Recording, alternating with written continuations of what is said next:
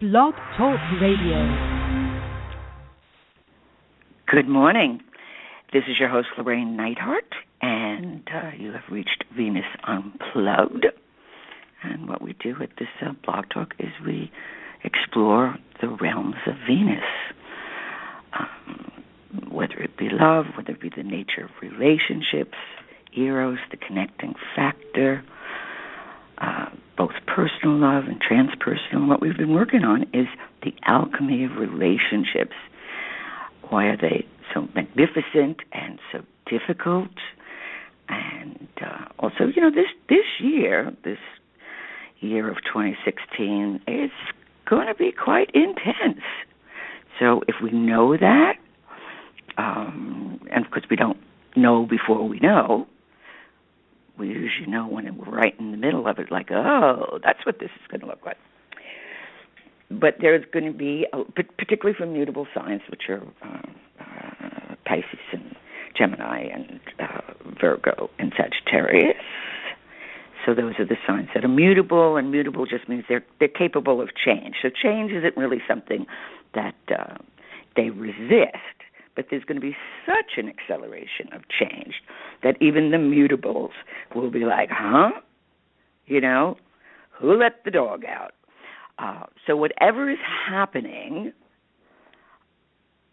in your life and in your heart, or whatever that, we know when a complex has been triggered. Now, a complex, we all have them, is it's like a psychic reality. It's a way of seeing the invisible forces that influence our life.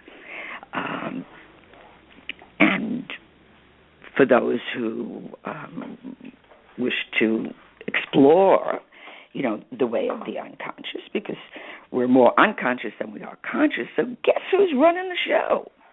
And that's very, very hard for the ego to deal with. The ego, now, we love the ego. We don't want to get rid of the ego, but it does believe it's God. It's like, well, it must be the way that I perceive it, because that's how I perceive it. And then life comes along, and situations come along, and conflict comes along, and opposition comes along, or we have an overreaction to something, but in truth, it is not an overreaction. It is the depth of the reaction. So beware if you have unconsciously triggered another person's complex or something within yourself. The last thing you say is, you're overreacting. Because that is, you are going to see white heat. You're going to see dragon shadow work. People are going to lose their cookie completely. And when that happens, then they are possessed by the material that has not been worked out. And that's also part of what relationship is. It's one big shadow dance. We don't know, just because we live with somebody, that doesn't mean we know them. Or we don't see, like yesterday I was having dinner with a dear friend and her daughter, and it was just, shooting the breeze. And she said something. I said, are you aware? Because she was saying something about her husband. I mean, it wasn't negative. I said, how much? Unless the guy's pretty crazy. Men really do want to please. We don't necessarily let them. I said, she said, well, what do you mean? I said, well, if he does something to please you and somehow your response is, well, that wasn't enough, or I needed you to mow the lawn as opposed to take me out to dinner, whatever it is that the gifting is, the presentation is, and that person waits to see the gleam in your eye. Okay? Or when children come into a room, that's what they look for. They're looking straight at you. Is this person, does a twinkle come in their eye when I enter? So it doesn't matter what age we are, but we look for that. This person delights in my presence.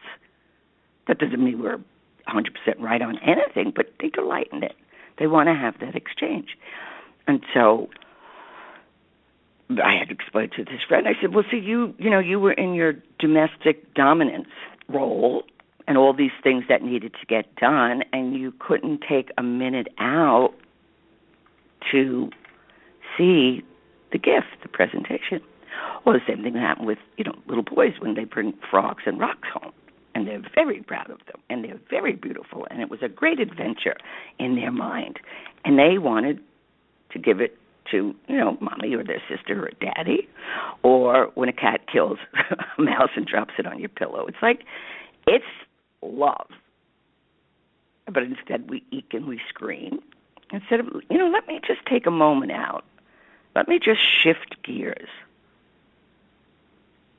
Let this person, let in this case, the husband, be my hero. That's all he wants. That's it. It's not that difficult once you start to understand the unconscious cruelty when we withhold and someone longs to please. And then after a while, they realize pleasing doesn't work. They can't be acknowledged for the effort. Or let's say you set up an expectation. Tell a person that you're going to do something, or you're going to be there, or whatever it might be. And then you forget because life takes over, or you do something different. You, tell them you're going to take them to the circus, but intend to take them to the grocery store. It's like, whoa, what is that? That is a broken promise.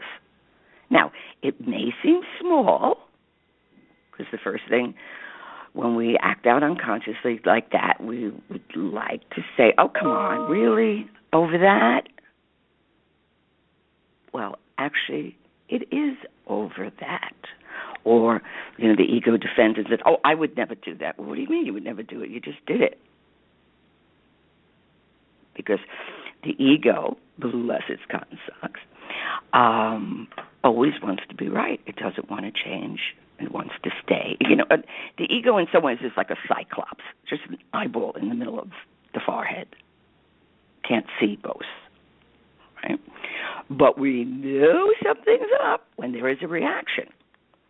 Now, sometimes the reaction is ghosting. A person it's like you're a ghost. You don't exist. I can't deal with this anymore. Or I can't. Sometimes they can't find the words, or the wound is so mixed up. The dark wash and the light wash is all mixed up, shadow and light. Or something is, now the gods play with us, and sometimes we can hear them laugh.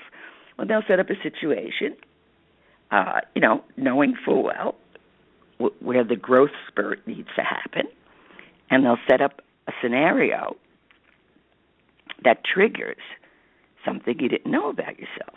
That's where the gold is. That's true alchemy, because the gold is in the shit. The gold is in the negredo. The negredo is the blackening or the darkening, or it can come as a depression. It can come as blind fury. It can, the world of the archetypes, okay, or the gods, is very much alive and doing very well. That is why becoming conscious is so painful. It is constant. I tell my clients, particularly when I'm doing mentoring, right? It's like silver. Real silver, it's going to tarnish, and you have to keep it. You have to keep paying attention and shine it up again and bring back. The same thing happens with us. The same thing happens with relationships. So often, we don't realize it. It's an innocent danger, but it's a danger. It's like, oh, I know that person. No, you know what? We don't know anybody. because we don't even know ourselves. So, and that's a cue for and I don't have to struggle in growing, and I don't have to see what I'm up to because I know them, and the rocks in my head can fit the holes in theirs. No, because each person is an aspect of divinity, and they're growing and they're becoming. So taking advantage of people's kindness or their generosity or that they really do have a nasty streak. So, hey, I'll go hang out with them because they have a nasty streak, and then I'll feel good about myself because I don't have that nasty streak. Well, that nasty streak is living in a different way, or it's covered up in a different way. Now, I find all of this stuff like high adventure. It's swashbuckling. It's like, whoa, can't be bored with with what's going on inside and then outside. And we start to make the connections. And then what begins to happen, to our utter surprise, because so few people make this conscious, we mature. And that's what it's about, maturing.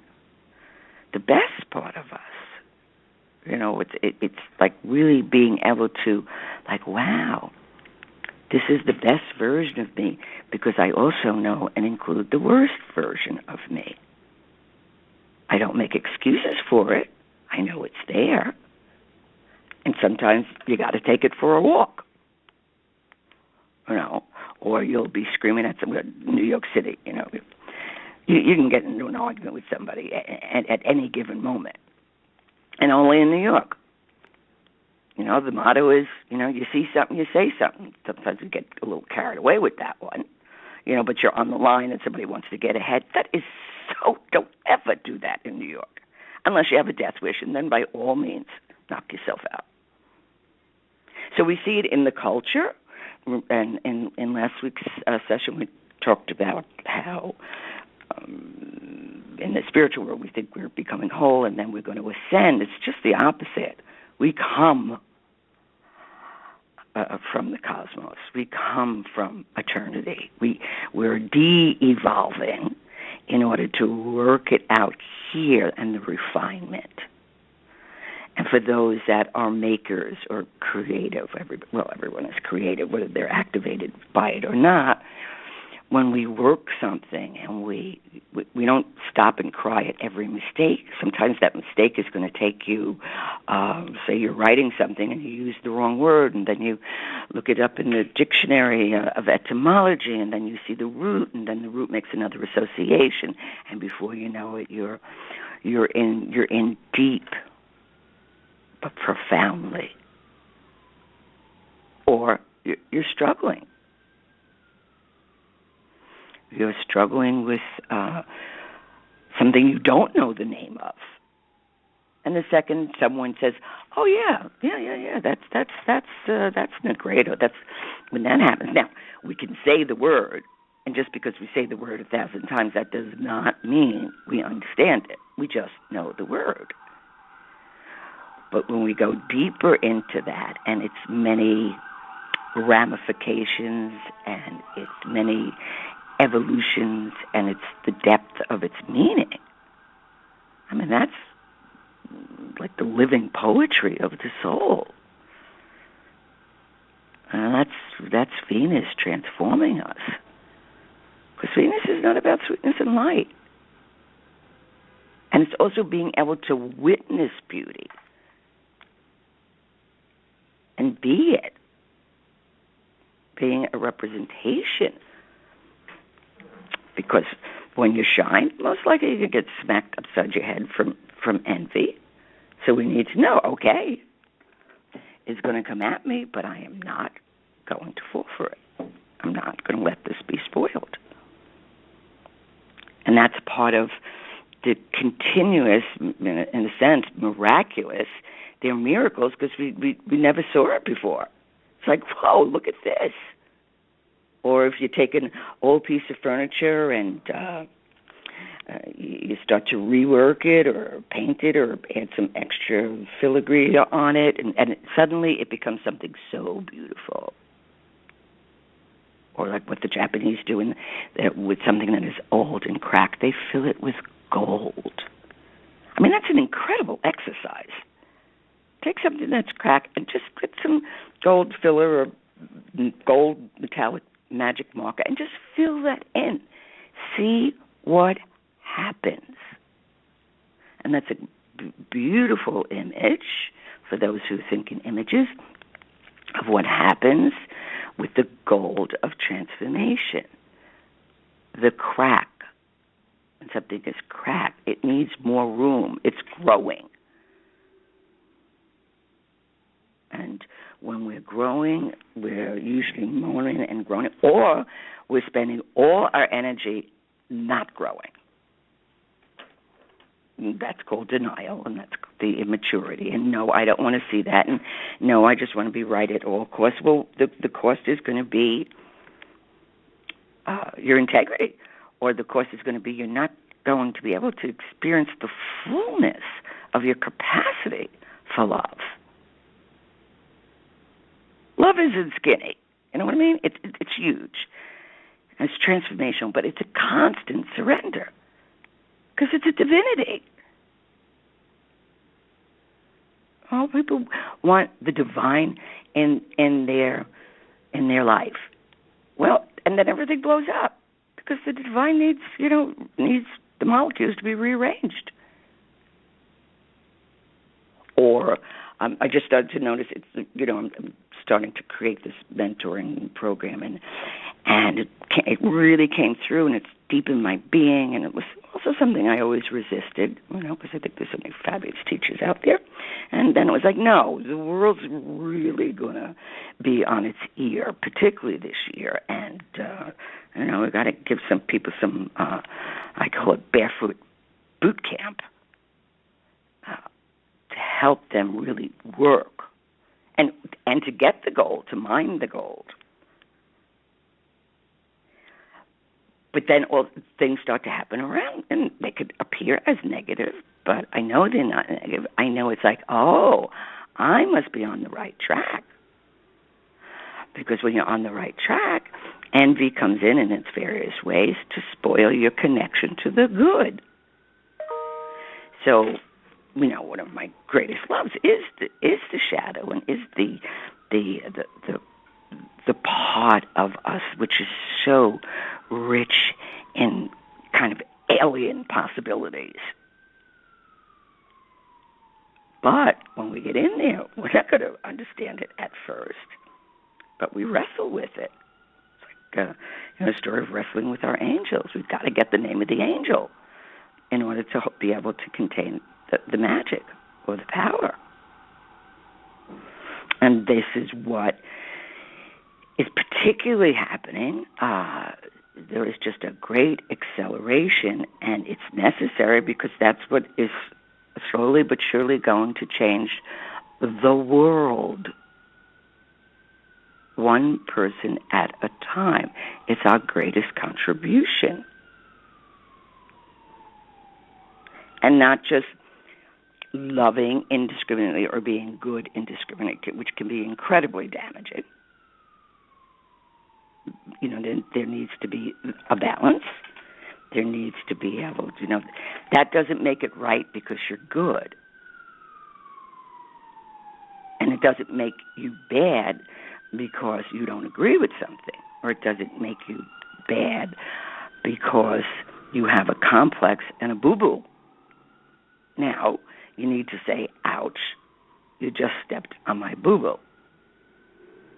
And not pull the trigger, if you can.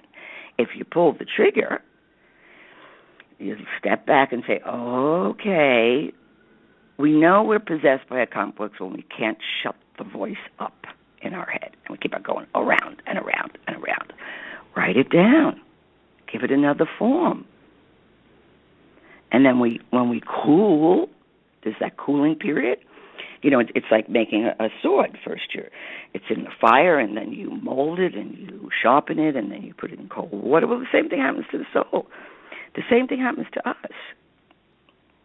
Or let's say the ego will say, well, I deserve happiness. Really? I think you have the right to earn happiness, but the deserving, I'm not so sure about that.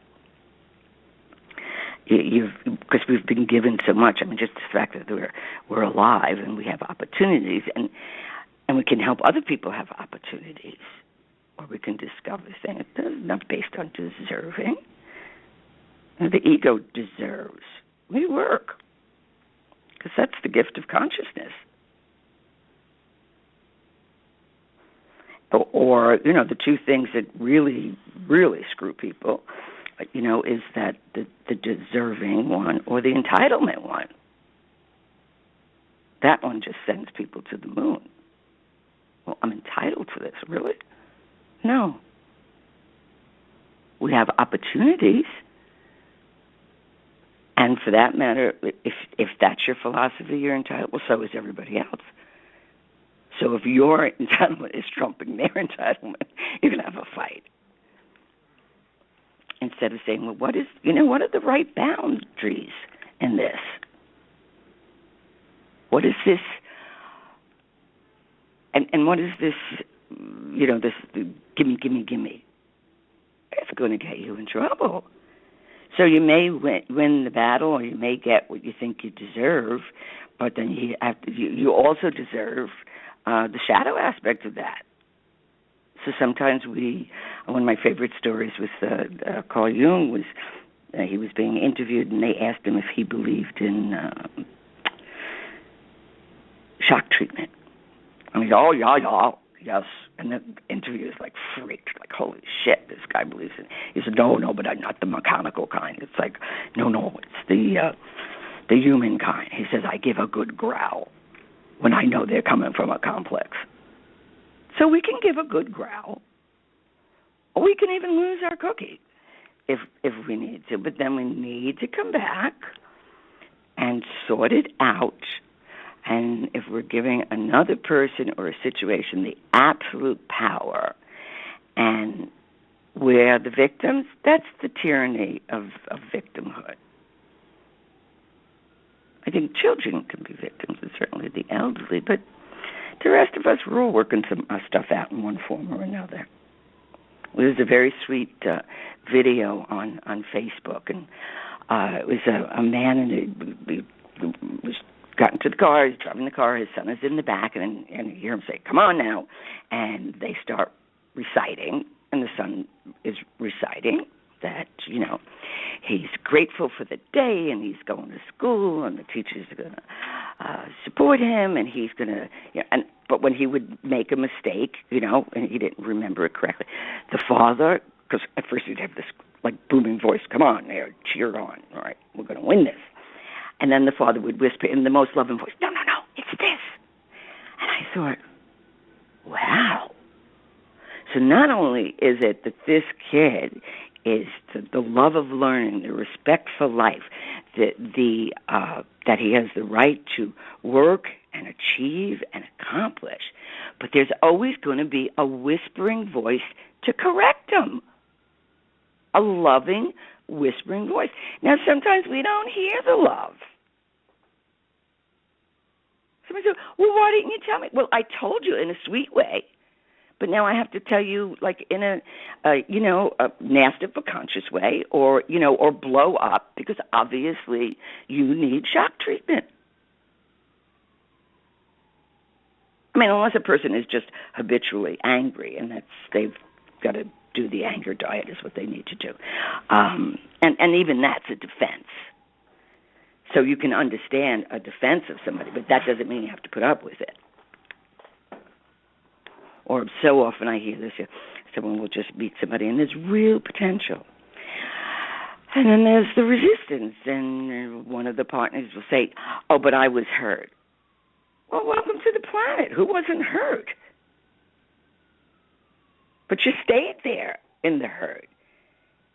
You didn't work on it in the sense of, and maybe it's just the word work, but it is work. Meaningful work, great work. sometimes a little tedious. But then when you get the insight, or you get the creative impulse, or you begin to realize, wow, I'm part of the creative process. And there's nothing more creative than relationships, all kinds of relationships.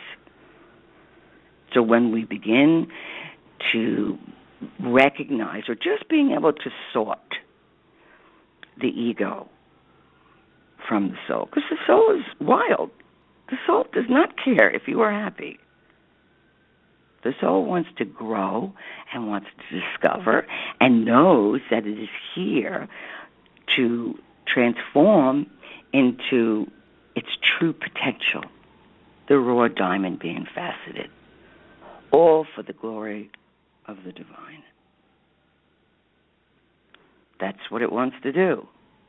And it's not about being good, and it's not about being bad. It's about just being able to create and move through this, and that our capacity to change, to see things in another way, to deepen in another, and the sense of gratitude and satisfaction when that aha moment happens. It's like, whoa, I never saw it that way. Well, that puts a new slant on it. I don't know how many people saw the Danish girl, the movie about the transgender, and this was, I think, in 1933. And as I was watching the movie, what became so distinctly, like, aware, I mean, I was kind of aware more like in a dimmed light. I'm like, yeah, I kind of know that, but this, I was clearly, precisely aware of the delight in being feminine. All the little rituals we have in being feminine. And the way the actor transmitted that, because he was longing to connect to the feminine, and these powerful rituals we have, even in getting dressed, or for those who wear lipstick, putting lipstick on, or for those who just setting a table, whatever. When that Venus is in action, she's not all frills and ruffles. She's not puffy. I mean, some people can do her in pink puffy, but she's not. And I was so aware and delighted that I picked being a girl in this incarnation. Wow. Look at all the beauty every day that I can be part of and hopefully give to others. Because it's not just, it's part of that is also sharing it with the world, or being with it in the world, or, I mean, this is, my personal Venus-possessed stuff, but, I would never go to a museum, just like dress like a slob. I'm going to go watch beauty. It's going to give itself to me. And it's got to look at me looking like a slob? That's disrespectful. No. So when we wake up to this, when we begin to realize, this year there is big maturity on the horizon. So there's going to be a lot of tears and gnashing of teeth and screaming and yelling and all that kind of stuff, but there will be great growth. So welcome to 2016, the year that so much opens and becomes. Now, a lot of chaos comes with that, but chaos is a form of creativity, and it just has to bounce all over the place. So this is a very, very exciting year, and deep and intensive, and we've got to mind our consciousness, even just a little bit. It's not about being right or wrong. It's about understanding, this is where I am in this story. We're all changing our story this year. So let it be a 3-volume novel of great worth so that you can celebrate the divinity that is inherently there. So till next week, au revoir.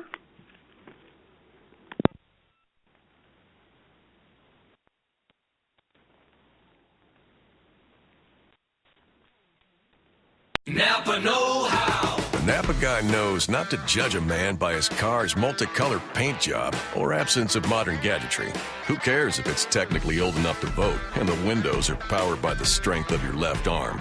Your monthly payment is zero, and it'll stay that way. Because with over 500,000 parts and a little Napa know-how, you can keep anything on the road. She may not be pretty, but she's all yours. That's Napa know-how. Napa know-how.